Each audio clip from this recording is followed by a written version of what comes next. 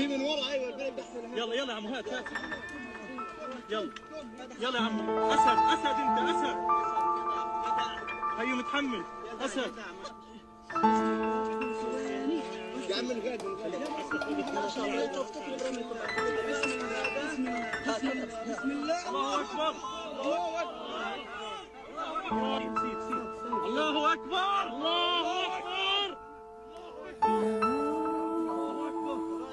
حسبنا الله ونعم الوكيل توكل على الله يلا يا عمو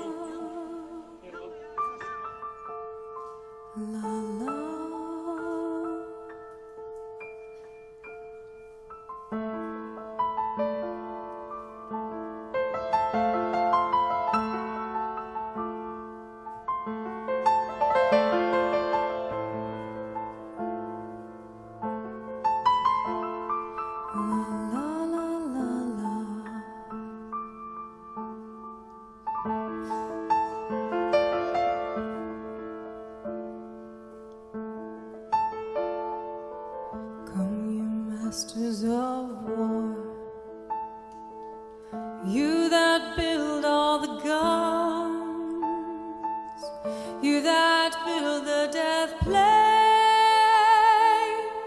you that build all the bombs, you that hide behind walls,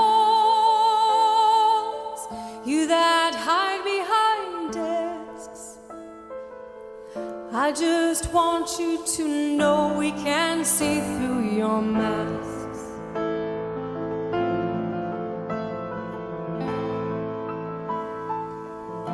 You that never done nothing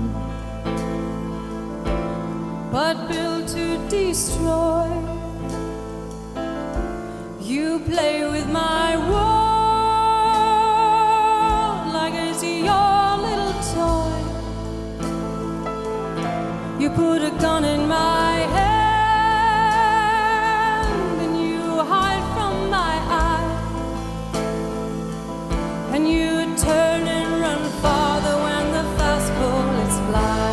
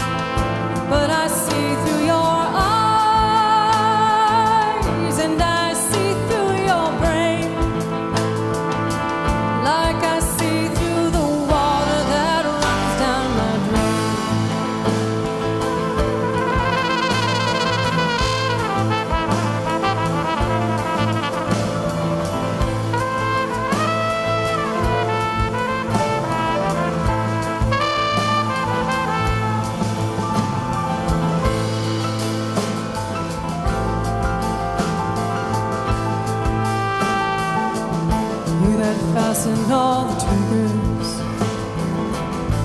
for others to fire, and you sit back and watch while the death toll gets high, and you hide in your mansion while the young people's blood flows out of their bodies and gets buried in the mud.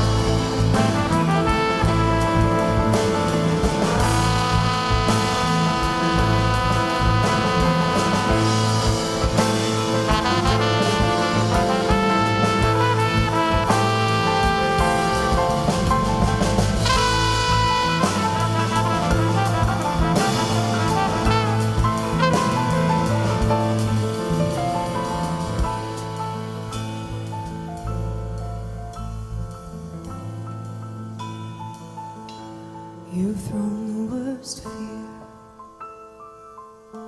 that could ever be heard, fear to bring children into this world. Oh, for threatening my baby, unborn and unnamed. You ain't worth the blood that runs down.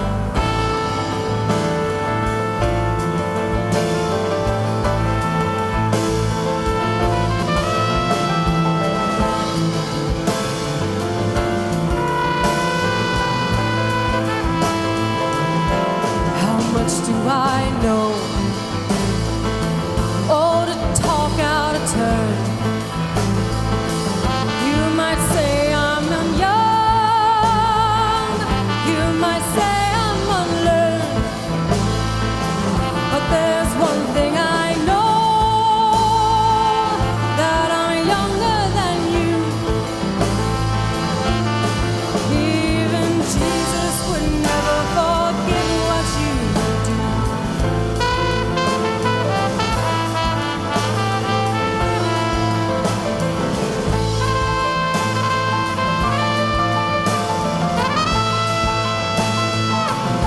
Let me ask you one question. Is your money that good? Will it buy you forgiveness? Do you think that it could? I think you will find when your death takes its toll, all the money you make could never buy back your soul.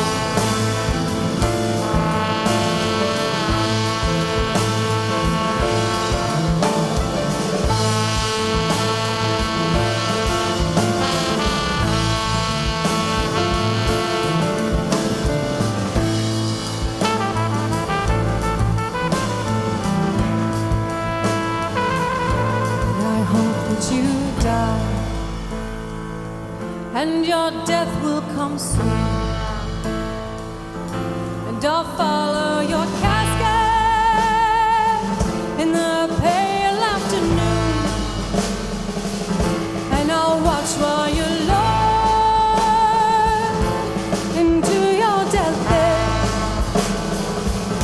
and I'll stand over your grave till I'm sure that you're dead.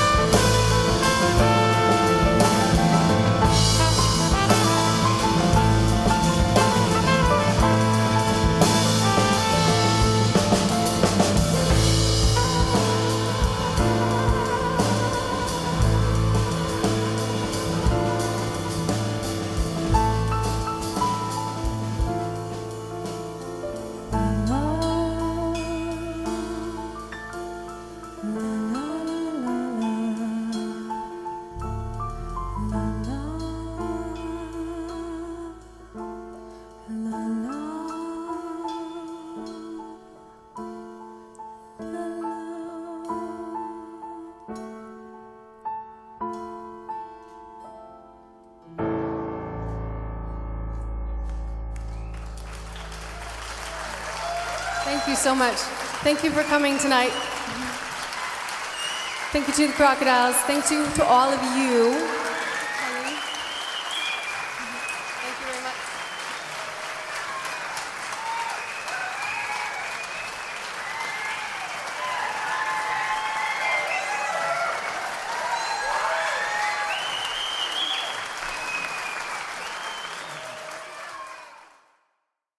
We had several other people in the country, even among the Jews, the Zionists particularly, who were against anything that was to be done if they couldn't have the whole of Palestine and everything handed to them on a silver plate so they wouldn't have to do anything. It couldn't be done. We had to take it in small doses. You can't move 5 or 6 million people out of a country and fill it up with 5 or 6 million more and expect both sets of them to be pleased. We had all sorts of objections to everything that was done. Something had to be done. We went ahead and done it, and had it done, and now it's working out. Eventually, I think we'll have them all satisfied, but it's going to take a great deal of time yet to get the job done. F him, Trump slammed Netanyahu in interview and said the Israeli Prime Minister did not want to make peace.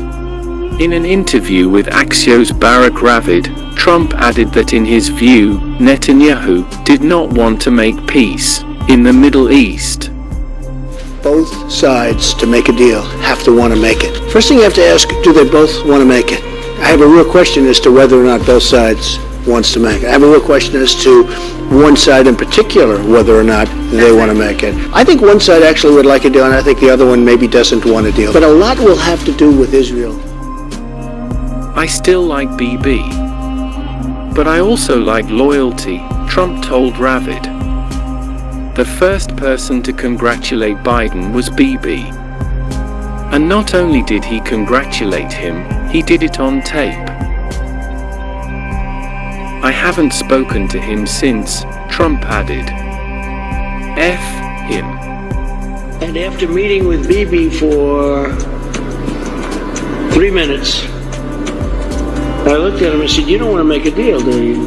And he said, "Well, and the fact is, I don't think Bibi ever wanted to make a deal." Why? I thought the Palestinians were impossible, that the Israelis would do anything to make peace and a deal. I found that not to be true. I think one side actually would like a deal, and I think the other one maybe doesn't want a deal. But a lot will have to do with Israel and whether or not Israel wants to make the deal. I thought he wanted to make a deal more than Netanyahu. And I will be honest, I had a great meeting with him, Abbas. And it was almost like a father. I mean, he was so nice. Couldn't have been nicer. Mahmoud Abbas is the president of the Palestinian Authority, the governing body that exercises partial control over the West Bank.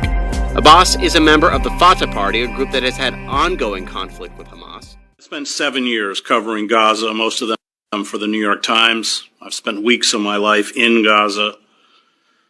I have reported on the siege that the Palestinians have endured, imposed by Israel. And although I covered Operation Cast Lead, Protective Edge, what we're seeing in Gaza has reached levels of violence and slaughter that perhaps is the worst in Palestinian history, and I include the Nakba. What we're watching is a campaign of unmitigated genocide, the indiscriminate slaughter of civilians, 160 children a day.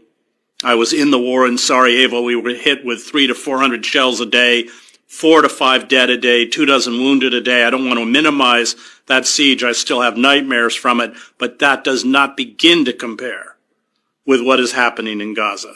It is incumbent upon all of us who care about the rights and the safety of the Palestinian people to do everything within our power to stop this campaign of wholesale killing on the part of the Israeli war machine, backed, of course, by the United States. I am leaving Doha for Rafah with many of my other colleagues to protest at Israel's exclusion of the foreign press because, of course, they don't want the killing to be recorded and reported on, and that is why they have carried out the murder and assassination of many courageous colleagues of mine who are Palestinian, 39 of whom have been killed. In the case of the great Al Jazeera correspondent, of course, his family was murdered. It is time for all of us to rise up on behalf of the Palestinian people, and to not rise up is to be complicit.